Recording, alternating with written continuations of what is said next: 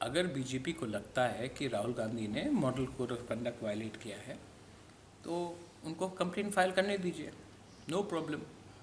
लेकिन Rafale deal हो, वो तो राहुल गांधी बहुत दिन से बोल रहे हैं, तो उसमें मुझे नहीं लगता कि कोई मॉडल। और अगर ये लगता है तो त्रिपुरा को क्या प्रॉब्लम है? तब राहुल गांधी ने तो ये बात बंगाल में बोली है, दिल्ली में बोली है, यूपी में बोली है, गुजरात में बोला है, महाराष्ट्र में बोला है।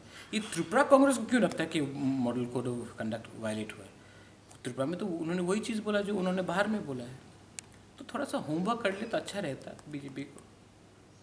ये पहली बार तो राहुल गांधी नहीं बोल रहे ना कुछ।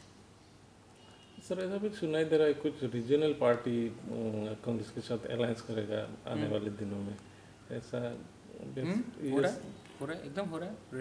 आज भी आईएनपीटी के संग बात हो गई, एंड आईएनपीटी विजय रामखोल, जगदीश देबबर्मा, रविंद्र देबबर्मा, शिबू, हम लोग बहुत साल से एक दूसरे को जानते हैं। मैं पर्सनली इनको बहुत अच्छी तरीके से जानता हूँ, अच्छा रिलेशनशिप है। और एक सेंटिमेंट भी था कि जब तक प्रद्योत विक्रमादित्य देबबर्मा प्रेसिडेंट है और आईएनपीटी है, हम दोनों को एक संग जाना चाहिए क्योंकि हमारे अच्छे रिलेशन हैं। तो अलायंस हो गया, आज प्रेस कॉन्फ्रेंस होगा, आपको भी मालूम पड़ जाएगा। और अलायंस हमने राहुल गांधी से भी मैंने विजय बाबू को मिलवाया था और कमिटमेंट्स दिए गए थे, जैसे कि डायरेक्ट फंडिंग टू एडीसी जो राहुल गांधी ने खुम्बुलुंग में बोला है, कॉकबोरॉक इन रोमन स्क्रिप्ट वो भी हमने बोल दिए खुम्बुलुंग में। हमने फॉरेस्ट बिल के बारे कहा था, वो भी एग्री हो गया है। और सिटीजनशिप अमेंडमेंट बिल जो बहुत इंपॉर्टेंट चीज़ है, राहुल गांधी ने खुद ही कह दिया है और ये एग्रीमेंट भी साइन हुआ था कि अगर कांग्रेस पावर में आएगी तो ये बिल को स्क्रैप कर देगी। तो ये सब बात पहले से हो चुका था, अब एग्रीमेंट हो गया। आईएनपीटी जो कैंडिडेट देने वाला था वो कैंडिडेट देगा क्या? अब जहाँ तक मुझे लगता है विजय बाबू और जगदीश बाबू नहीं लड़ेंगे, लेकिन आज प्रेस कॉन्फ्रेंस है 6:30 को, मैं भी रहूँगा, वो भी रहेंगे, वो आपको बता देंगे क्या है। आपके साथ बात हुआ तो ऐसे ही नहीं, मैं तो विश्वास करता हूँ। देखो, मेरा बहुत अच्छा पर्सनल रिलेशनशिप है और पॉलिटिक्स वोट्स में नहीं होता, कभी कभी हमारा कभी कभी विश्वास में भी होता है। विजय बाबू मेरे ऊपर विश्वास करते हैं, मैं उनके ऊपर विश्वास करता हूँ। और between the palace and INPT politics नहीं होता है, हम लोग दिल का बात करते हैं। तो हमने दिल से बात की है, वो मुझे विश्वास करते हैं, मैं उनको विश्वास करता हूँ। अब अलायंस है और वो कैंडिडेट नहीं देंगे। इस 2 सीट में अभी कांग्रेस कैसा चुनाव वो आप बताएंगे मुझे, मैं क्यों बताऊं। लेकिन as far as I know that Congress is the only party which can defeat the BJP in both the seats. Congress is the only competition to BJP in both the seats. अगर हम लोग सीरियस नहीं होते तो ईस्ट में प्रज्ञा देबबर्मा और waste में सुबल भौमिक को टिकट नहीं देते। हम लोग सीरियस है, हम लोग सिर्फ बात करने के लिए लड़ते नहीं, हम लोग जब मैदान में आ जाते तो ठीक से लड़ते हैं। सर और भी कुछ रीजनल पार्टी से तो उन लोग से क्या NEIDP से बात हो रहा है, अच्छे से बात हो रहा है, NCT से बात हो रहा है, और दूसरा है IPFT।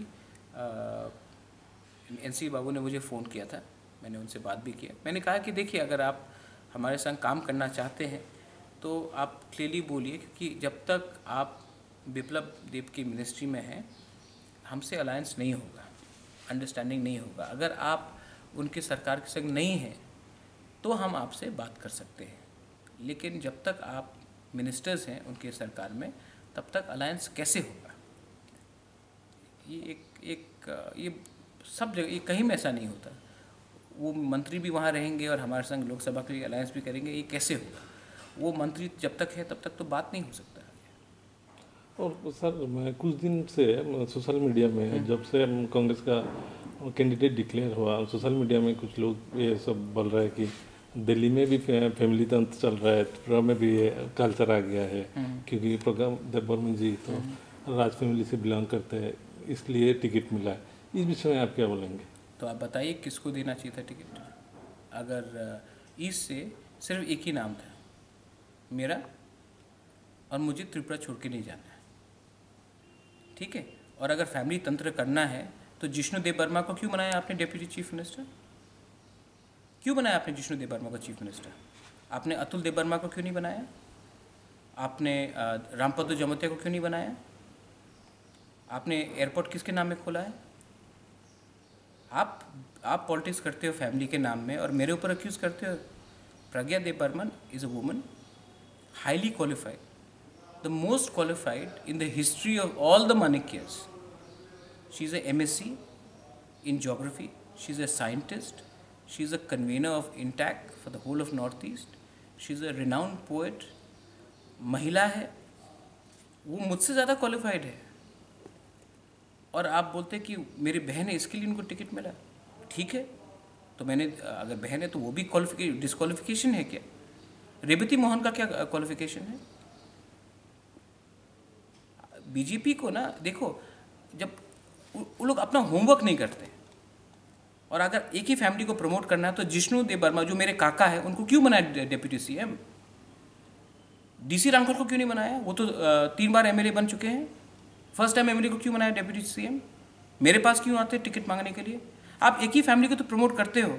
जब कांग्रेस ने टिकट दे दिया तो वो फैमिली हो गया और जब बीजेपी करता है तो ये डेमोक्रेसी है। क्या बात कर रहे हैं? होमवर्क करके आइए, तब उनसे बोलिए कि होमवर्क पहले करें अपना।